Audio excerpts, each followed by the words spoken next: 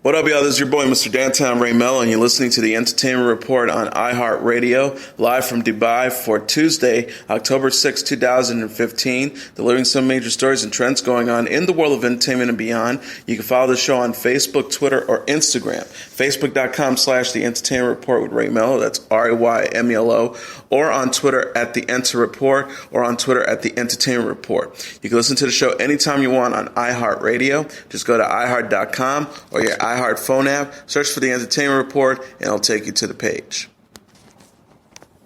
There wasn't a dry eye in the house when Dancing with the Stars contestants recalled their most memorable years on Monday's show. Before the contestants took to the stage, however, it was revealed that host Tom Bergeron would be absent to be at the bedside of his ailing father. "He's given me a lifetime of support. Time to return the favor," the host tweeted as former champion Alfonso Ribeiro stood in for him. Bindi Irwin said that what shaped her life the most was the death 9 years ago of her father, Crocodile Hunter star Steve Irwin. "I never really dwelled on when he passed away. I am ready to tell that story," she said before bursting into tears during rehearsals while looking at old family photos. Irwin said, "This dance is for my father and my family," unable to stop crying after her performance to Every Breath You Take by the Police.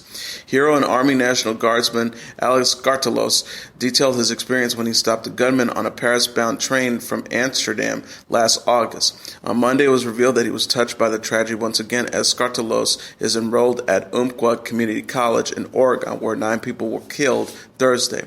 He said, "If he hadn't been starring on the reality competition show, I would have had classes that day. Even the train made more sense than this does." Controversial actor Gary Busey went back to the year he was nominated for an Oscar in 1979, the Buddy Holly story, by performing to one of the singer's biggest hits, "That'll Be the Day." Meanwhile, Tamar Braxton recalled when she thought she was going to lose her husband Vincent to a blood clot, and celebrity chef Paula Deen told viewers of when she decided to get a divorce and start her own business. Dancing with the Stars airs Monday at 8 p.m. Eastern Standard Time on ABC. Monday night was the last round of the blind auditions and the last chance for artists to secure spots on The View on the respective teams of Season 9 coaches Gwen Stefani, Pharrell, Blake Shelton, and Adam Levine. Each coach started out the night with only 2 spots left on their teams, so they had to be very selective with Monday's artists. The first artist of the night was Dustin Christensen, who had plenty of experience but is looking to take his career to the next level. Going into his blind audition, he said he would like to join Team Adam because of his rock and roll side. Shelton initiated the turns, later joined by the rest of the coaches for a 4-chair turn early in the night. Pharrell compared his sound to John Cougar Mellencamp, and Shelton compared him to Neil Diamond. Christensen surprised everyone by choosing Team Blake. 19-year-old Berdine Joseph, who grew up in Haiti before her family moved to the United States, auditioned next. She sang "Hey Mama," which was a very interesting song choice and definitely one of the most original performances of the night, but none of the coaches turned because of a few weak spots in tone and technique.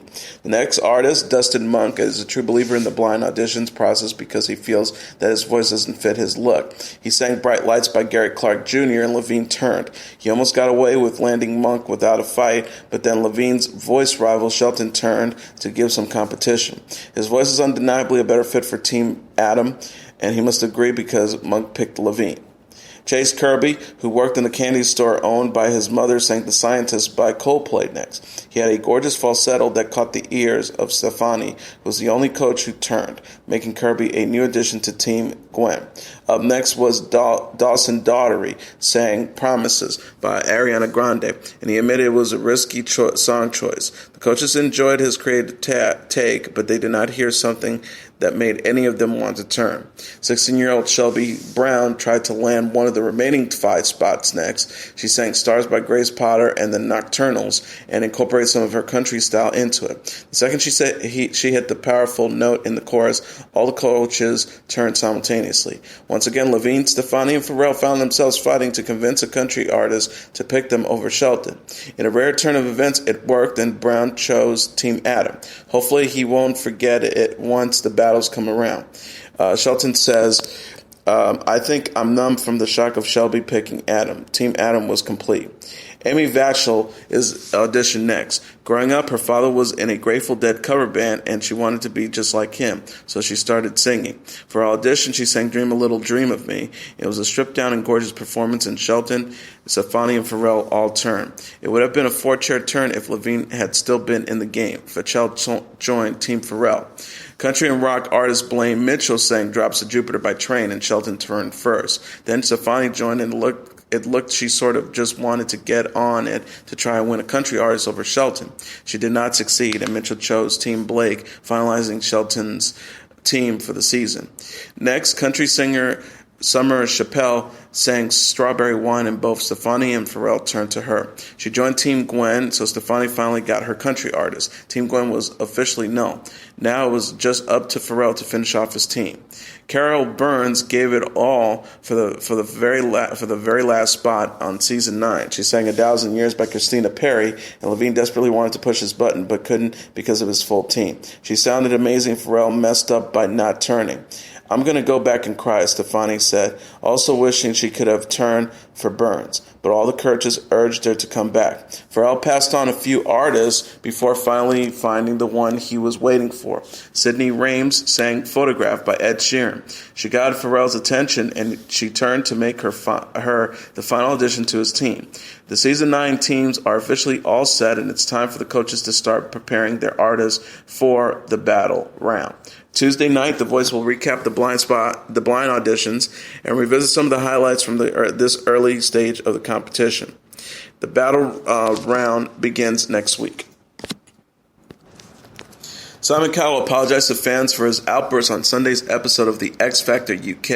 The 55-year-old X Factor creator and judge offered amends on Twitter, writing, "Sorry for swearing on the show tonight. It's not big and it's not clever. Wish Karen Mav had kept the C. Yes, I did apologize to my contestants." Cowell shocked viewers by swearing and insulting after being assigned the overs for the 6-chair challenge.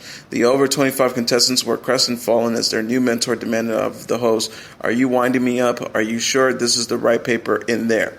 The television personality was previously assigned the overs in season 11 and coached Ben Haynow to victory.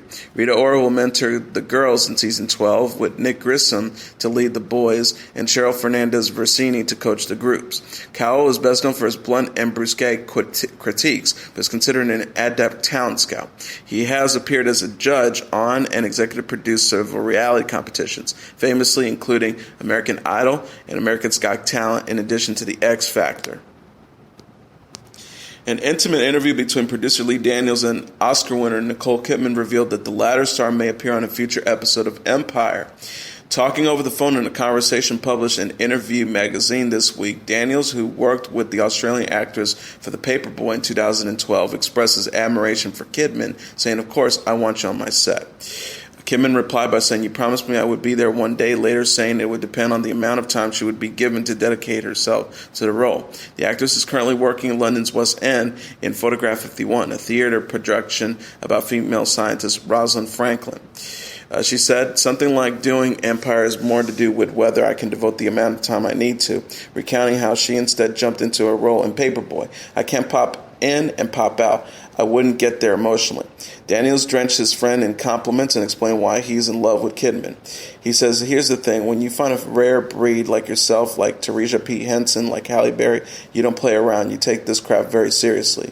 If I'm not in love with you and if I don't want to make love to you, then I'm not interested in working with you," Daniels explained later in the exchange. You have to want to fuck every male, female, whatever it is that you work with. I know that sounds sort of vile, but it's the truth. I just can't wait to jump into bed with you again. Kidman replied, "I'll jump into anything with you." The two also discussed the abstract details and knowledge needed to succeed in acting, including how Kidman protects her colleagues from devastating humiliation. Daniels mentioned a love scene involving John Cusack where Kidman was bruised by the scene's violent nature. She explained, "I also wanted to protect the other actor because he's finding it and doing it. I want him to feel free. Actors have to protect each other in a way. The idea of humiliating another actor or being humiliated myself is devastating." The once-child actress went on to describe how she entered the entertainment industry. Having sensitive skin, Kidman's mom kept her indoors with plenty of books to read. "I read most of the Russians.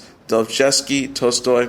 I had a reading list, classic novels, French, Russian, English, and I just slowly crossed them off the list. Around that time is when my imagination was pew. I found the joy of becoming a character through those novels. Kidman will appear in a small role in Genius, a film following the life of legendary editor Maxwell Perkins, along with Colin Firth and Jude Law, set to hit theaters this year. The film prevented the actors from appearing on Empire, but she and Daniels agree they will play together soon. 4 new Transformer films are in the works at Hasbro Studios. Company President Stephen J. Davis announced news at the MIP Junior 2015 convention in Cannes over the weekend, telling fans and reporters to stay tuned for Transformers 5, 6, 7, and 8.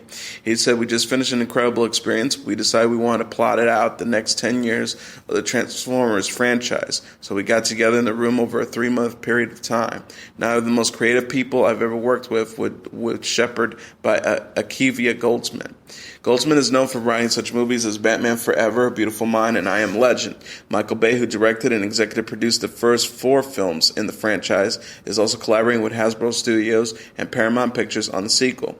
Shia LaBeouf and Megan Fox led the first 2 installments, Transformers and Transformers Revenge of the Fallen, with Fox replaced by Rosie Huntington-Whiteley in Transformers Dark Side of the Moon. Mark Wahlberg and Nicola Peltz took over in Transformers Age of Extinction. The Transformers film franchise has proven successful at the box office, earning a combined $3.77 billion, but received mixed critical reviews. The latest 2 installments, Dark Side of the Moon and Age of Extinction, grossed over $1 billion each following their release. Gina Davis and John Hamm will star in a forthcoming film adaptation of Marjorie Prime. The 59-year-old actress will play the 44-year-old actor's daughter in the sci-fi drama. Marjorie Prime is based on the Jordan Harrison play of the same name and follows an elderly woman played by Lois Smith as she interacts with the hologram of her husband at a younger age, played by Hamm. Davis joked to Page Six when asked if she had previously met the former Mad Men star. We may have met at all these glamorous celebrity parties I go to. Smith originated her role on stage at the Mark Tapper Forum in Los Angeles last year. Harrison recently spoke to the American Theater magazine about the play, telling the publication he believes, quote, most modern science fiction follows a narrative about the future that is actually about the past. Davis last appeared in Meet Him Her with Jake McDermott and has expressed interest in the upcoming Beetlejuice sequel. Hamm, meanwhile, ended his run as Don Draper on Mad Men in May and is scheduled for Keeping Up with the Joneses with Gail Gadot. Actress Ellen Page is in talks to star in the remake of the 90s sci-fi thriller Flatliners. The director of the original Swedish Girl with the Dragon Tattoo, Niels Adrian Oplev, is on board to helm from a screenplay by source code scribe Ben Ripley, with David Blackman and Lawrence Mark as producers. Julia Roberts, Kiefer Sutherland, and Kevin Bacon starred in the 1990 original, in which medical students discover how to journey into the afterworld and then resurrect themselves. But as often happens when anyone attempts to cheat death, things begin to go amiss. The movie was nominated for an Oscar for sound effect editing. Page can be seen in the drama Freehold as the life partner of a police detective dying of cancer, played by Julianne Moore, who fights to get her government pension left to Page's character. The film opens in a limited release on October 2nd. Another of Page's films, Into the Forest, premiered at the Toronto Film Festival, where it was acquired by A24. Tracy Morgan and George Lopez have been added to the all-star list of talent who will honor comedian Eddie Murphy on October 18th when he receives the 18th Annual Mark Twain Award for American Humor, the Kennedy Center said Monday. Morgan and Lopez will join newly installed Daily Show hosts Trevor Noah, Chris Rock, and Dave Chappelle in honoring Beverly Hills Cop star Murphy at the event, which will take place at the Kennedy Center in Washington, D.C. Also on hand to feat Murphy will be Whitney Cummings, Kathy Griffin, Arsenio Hall, Sam Moore, Kevin Nealon, Jay Farrell, and Joe Piscopo. Murphy said of the award, I am deeply honored to receive this recognition from the Kennedy Centers and to join the distinguished list of past recipients of this award. Tickets for the event, which raises funds for the Center's educational and artistic initiative, range from $500 to $50,000. Recent honorees of the prize include Jay Leno, Carol Burnett, Ellen DeGeneres, and Will Ferrell. Cosmopolitan magazine declared the Kardashian-Jenner clan America's first family on the cover of the publication's forthcoming November issue. The magazine chose Kris Jenner and daughters Kourtney, Kim, Khloe, Kendall, and Kylie as the face of their 50th anniversary edition. Chloe wrote on Instagram, "We're so excited to reveal our November at Cosmopolitan cover in honor of Cosmo's 50th birthday. Make sure to follow at Cosmopolitan for behind-the-scenes photos from the shoot and look for the issues everywhere in store next week." The cover shoot marks the first time the 6 women were photographed together since 2011. The 16-page spread features several group shots and explores the family dynamic that helped catapult the Kardashian-Jenner household to fame. Ryan Seacrest said in an interview, "No one could have predicted the Kardashian-Jenner success, but when you spend time with them, what resonates is the family unit. There are so many things about them that are glamorous, crazy, and unlike our lives, but the sense of family is universal." Model and actress Amber Rose publicly forgave famous ex-lovers Kanye West and Wiz Khalifa for ignorant comments made after their relationships ended. Rose gave a tearful speech during her Slut Walk event Saturday, recounting several times she was slut-shamed or degraded for expressing her sensuality or being perceived as sexual. The celebrity and former stripper forgave West for claiming he needed to take 30 showers before pursuing now wife Kim Kardashian, and Khalifa for calling her nothing but a stripper in his song Everybody. Rose forgave him, explaining that the rapper and father to her son already apologized for the line. She said, "As you can imagine, him being the love of my life, regardless if we're going through a separation or not, that was extremely hurtful." Rose mentioned she pardoned West's comments because she wants to, quote, "let it all that negativity go." She said, "I suggest that you guys do the same, addressing to a large crowd of supporters. They're ignorant at times. People are ignorant, and you have to be the bigger person and be the positive person to forgive and move on and help others around you that have been through the same thing." Rose is a longtime advocate for gender equality and sexual equality, having recently released a Funny or Die collaboration clip called Walk of No Shame, during which she walks home from a night spent having sex and is continuously praised by passerbys. Rose's Slut Walk event took place in Los Angeles over the weekend and stood as a defiant force against sexual violence, sexism, and slut-shaming. Disneyland raised the price to its top-level annual pass Sunday to more than $1,000, the park's website indicated. The prices for all annual passes were raised, and the park's highest-tier pass was renamed. New Signature Plus replaced the Premier Annual Passport and jumped $200 in price to $1,049. The lowest tier pass went up to $60. The bicoastal Disneyland Disney World pass was raised $300. Signature Plus and the second-tier Signature Pass still includes parking and discounts on dining and merchandise, but only the Signature Plus will have no blackout days. The second-tier Pass will be blackout for 2 weeks during the Christmas and New Year's holidays, which are typically the park's busiest days of the year. The parks have often closed their gates to control overflow crowds.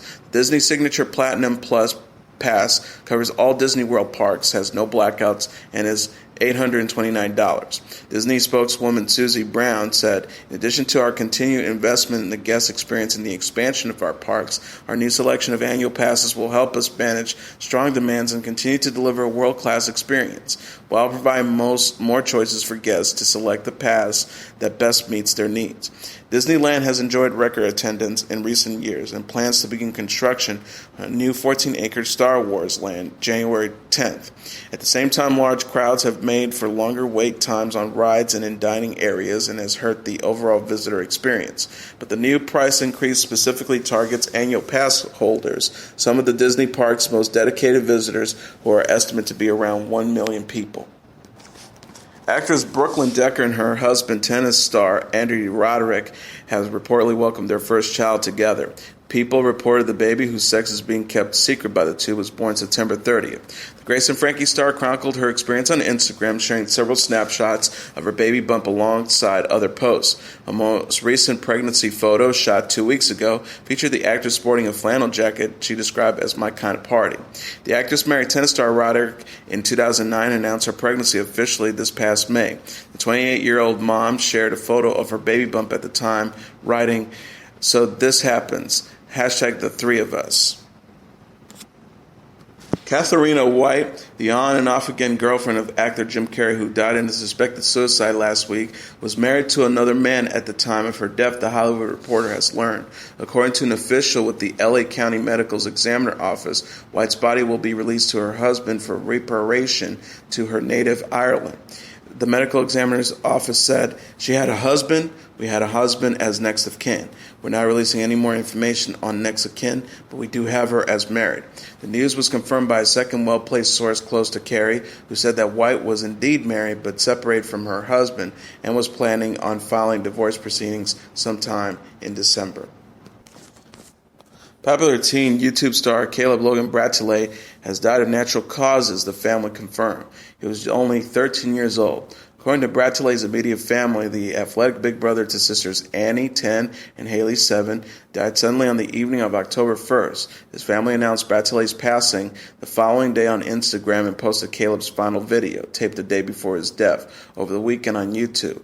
The family's Instagram published on October 2nd, read, "Yesterday at 7:08 p.m., Caleb Logan Bratolet passed away of natural causes. This comes as a shock to all of us. Words cannot describe how much we will miss him. His incredibly funny, loving, and wonderful spirit made us all fall in love with him as a YouTuber, friend, brother, and son."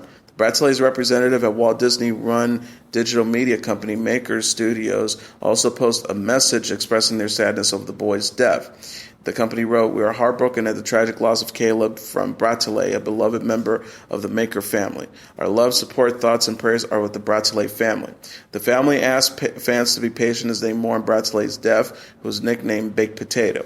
Fans, however, are speculating on social media what natural cause could suddenly kill a seemingly healthy boy. A final video recorded by the late Bratolet a day before he died was uploaded to the family's YouTube channel Saturday. In it, he posted the question, "What question would you ask your future self?" To which he replied after a long pause, "Is Taco Bell still around?" The Bratolets uploaded a second video montage of Caleb's most memorable moments from his family's day vlog titled Caleb Gone But Never Forgotten. Singer Selena Gomez has announced plans for a worldwide revival tour in 2016. Gomez, who's 23, will travel to 41 cities across the United States and Canada during the first leg of the tour, which will kick off in Las Vegas on May 6th and run through July. Other stops will include Chicago, Boston, Dallas, Toronto, Montreal, and Vancouver. Tickets will go on sale October 17th. Additional international territories and dates are expected to be revealed at a later time, her record label said. Gomez said in a statement Monday, "I'm ready to get back on the road and see my fans in person. This album marks a new and very important chapter in my life. I cannot wait to get on stage and perform this new material." The revival tour will follow the Friday release of Gomez's latest album, Revival, via Interscope Records. Gomez is also part of the vocal cast of the current animated blockbuster Hotel Transylvania 2. And in a related story, December's annual occurrence of iHeartRadio's Jingle Ball throughout the country will bring headliners One Direction, Selena Gomez, 5 Seconds of Summer, and The Weeknd, among others, to cities like Dallas, Los Angeles, and Miami. While Los Angeles will house the artists previously mentioned on December 4th, along with the likes of Ellie Goulding, Shawn Mendes, and Tolof, cities like Dallas and San Francisco and Minneapolis will also see acts like Calvin Harris and Our City. This year's The Music Celebration that become a staple during the holiday season will hit 11 cities in the United States, including Philadelphia, Boston, New York, Washington, D.C., Chicago, Miami, and Tampa. Pre-sale tickets to the event go on sale Tuesday, October 6th, while public sales start Monday, October 12th. The remaining lineups for Jingle Ball events, still unannounced, will go public Monday at 5 p.m. Will Smith's return to music after a decade away will likely go beyond the Bomba Estéreo Fiesta remix that dropped Friday and include a new album and a world tour next year. Smith joins Lane Lowe's Beat One radio show Monday and said he's got about 30 new songs recorded, explained that there are 6 or 7 I really, really like that I'm trying to get the ideas to come out right. He says he's going into the studio basically every day recording, working with an assortment of collaborators to find his voice. He said, "I've had so many things that I want to say and I'm struggling with saying them in a way that fits the flavor of music that I tend to like." Later, Smith teased plans for a world tour next summer with his longtime collaborator, DJ Jazzy Jeff. Nearly 30 years after DJ Jazzy Jeff and the Fresh Prince released the triple platinum He's the DJ, I'm the Rapper in 1988, this would be a first full tour for the iconic duo. And Smith says he's terrified about that prospect. He says, I'm pretty certain I'm going on tour. Jeff and I actually never have done a full tour. I was always on The Fresh Prince of Bel-Air. I was always either making a movie, so we've never actually done a full tour. So I'm looking this summer to be the first time that we go out on a full world tour. He also revealed that fans can expect the third installment in the Bad Boys action comedy series, with Martin Lawrence saying that Bad Boys 3 should arrive within the next 12 to 16 months. British pop star Sam Smith has officially managed to go where every previous James Bond theme song performer failed. Writings on the Wall, Smith's self-penned track for the upcoming 007 movie Spectrum, has reached the top spot in the UK music charts, the singer's fifth #1 overall. Even Skyfall, which earned Adele an Oscar, only went to #2 in 2012, as did Duran Duran's A View to Kill in 1985. Writings on the Wall racked up combined physical and streaming sales of 70,000 copies, 13,000 ahead of its nearest rival, Justin Bieber's What Do You Mean? The achievement came amid mixed reviews for the song. While the likes of former Bond Roger Moore claims that it's very haunting and wonderfully orchestrated, others have criticized for being too bland. The Guardian said it sounds less like a Bond theme song than a later-day pop ballad. This is the kind of thing that X Factor contestants will have a crack at. The full video for Writings on the Wall has also been released, offering new glimpses from Spectrum, including Union Jack-covered coffins and scenes featuring Monica Bellucci and Lea Seydoux. Demi Lovato has a new nude photo shoot with Vanity Fair, but it's not what you might expect. The pictorial was not any sort of a pre-calculated media stunt, but rather Lovato was looking to make a statement about confidence, posing without any makeup or retouching in the bluff. She said, I've thought there was something incredible about the idea of no makeup whatsoever, no clothes, and no retouching, she said in a Vanity Fair video interview. I would have never even thought that I would have ever gotten into a place in my life where I would feel comfortable doing that. It's empowering me, and it shows other women that you can get to a place where you can overcome the obstacles of body image issues and you can feel comfortable and confident with your skin. Lovato has publicly discussed her battles with eating disorders in the past, so for her to expose herself in this way holds significant personal importance. And now let's look back at what happened on this date in entertainment history. On this date in 1991, Elizabeth Taylor marries her seventh husband, construction worker Larry Fortensky, in a ceremony held at the pop singer Michael Jackson's Neverland Ranch in California. Taylor, a Hollywood screen legend known for her violet eye beauty and her roles in such movies as Cat on a Hot Tin Roof and Cleopatra, reportedly met the 2 decades younger Fortensky at the high-profile Betty Ford Clinic for drug and alcohol rehabilitation. The pair divorced in 1996. Taylor first tied the knot for the first time at the age of 17 with the hotel heir Nicky Hilton. The union was short-lived, and in 1952, Taylor wed the actor Michael Wilding. That marriage produced 2 sons, officially ending in 1957, the same year in which Taylor married husband number 3, the producer Mike Todd. The couple had a daughter before Todd was killed in a plane crash in 1958. The actress later found herself at the center of a scandal when she was blamed for the breakup of the marriage between the popular entertainers Debbie Reynolds and Eddie Fisher. Taylor and Fisher were husband and wife from 1959 to 1964. She left him for Richard Burton. Taylor and Burton's famous tempestuous union lasted from 1964 to 1974. A year later, the couple remarried and divorced a second time. Taylor was wed to U.S. Senator John Warner from 1976 to 1982. Following the dissolution in 1996 of her 5-year marriage to Larry Fortensky, Taylor remained single until her death. That is your entertainment report for Tuesday, October 6, 2015. I'm your host, Mr. Downtown Ray Mello. I'll be back tomorrow to deliver some major stories and trends going on in the world of entertainment and beyond.